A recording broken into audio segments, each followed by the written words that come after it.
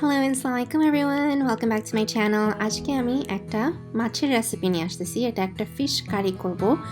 First আমি যে কাজটা করতেছি, মাছটাকে ভালো করে ক্লিন করে আমি মাছটাকে একটু ম্যারিনেট করে রাখতেছি। ম্যারিনেট করতে যা যা লাগবে ভেরি সিম্পল, একটু হলদি, একটু লাল গোলমরিচ, তারপরে একটু ধনিয়া গুঁড়া আর একটু লবণ। এটা দিয়েই জাস্ট মেখে 15-20 মিনিট রেখে দিলেই হবে। আর যদি আরও বেশি রাখতে চান আরও বেশিও রাখতে পারেন। সেপারেটলি আপনারা একটা কড়াই গরম করে নেবেন, ওটার ভিতরে একটু তেলও গরম করে নেবেন খুবই ভালো করে। ওই তেলটার ভিতরে আপনারা মাছগুলি ভেজে নেবেন, ডিপ ফ্রাই করে নেবেন। ডিপ ফ্রাই করলে মাছটা খুবই ভালো লাগে খেতে, আর মাছটা ভেঙে যায় না যখন আমরা রান্না করি। মাছটার চারোদিক কিন্তু উল্টায় উল্টায় ভাজতে হবে, না হলে কিন্তু এক সাইড কাঁচা রয়ে গেলে আর ভাল লাগবে না। সো সবগুলি মাছ এরকমভাবে জাস্ট ডিপ ফ্রাই করে নেবেন ভালো করে।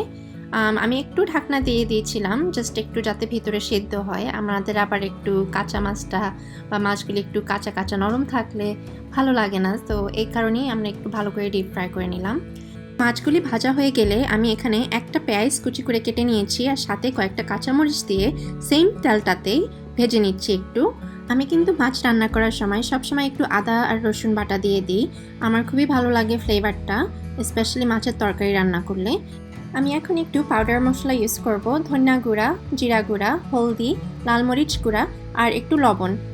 তার সাথে আমি একটু পানি দিয়ে দিব মশলাটা একটু কষানোর জন্য, আর অলসো যাতে নিচে পোড়া না লেগে যায়। আমার বাসায় কিন্তু এত বেশি মাছের তরকারিটা খাওয়া হয় না, মাছ বা শুটকি অ্যাকচুয়ালি এত কিছুই খাওয়া হয় না আমার বাসায়, বিকজ আমার জামাই শুটকি খাইতে পছন্দ করে না। আমি খাই যদি কেউ রান্না করে দেয়, কিন্তু আমি নিজে অ্যাকচুয়ালি কোনো সময় শুটকি রান্না করিনি। বাট মাছ রান্না করি কিন্তু অনেক কম, আর যেই মাছগুলি রান্না করে ওগুলি হয়েছে লাইক ফিলে স্টাইল, তো এই কারণেই আমার মাছের তরকারি আইটেমস বেশি আমার চ্যানেলে নাই। জাস্ট এই কয়দিন হঠাৎ করে একটু করি, ওগুলিই দিই। এখন একটু পানি ঢেলে দিয়েছি, পানি দিয়ে একটু ঝোল ঝোল করবো মাছের তরকারিটা। আর শেষ হয়ে গেলে যখন একদম একটু মাখা মাখা হয়ে আসবে, তখন আমি একটু ধনিয়া কুচি করে রেখেছি, ওগুলি একটু দিয়ে দিব। আমি এখন একটু টেস্ট করলাম, টেস্ট করে মনে হচ্ছিল যে আর একটু লবণ লাগবে, তো আমি একটু আধা চামচ লবণ এক্সট্রা দিয়ে দিয়েছি।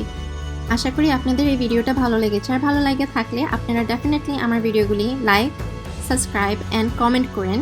অ্যান্ড এই রেসিপির যা যা ইউজ করেছি এগুলির সব কিছু ডিটেলস আমার ডিসক্রিপশন বক্সে একটা লিঙ্ক আছে, ওই লিঙ্কটা ক্লিক করলে আমার ব্লগে নিয়ে যাবে। সো সব পরিমাণ মতো সব কিছু পেয়ে যাবেন ওখানেই। সো আজকের জন্য বিদায় নিচ্ছি, নেক্সট টাইম দেখা হবে, খোদা হাফেজ।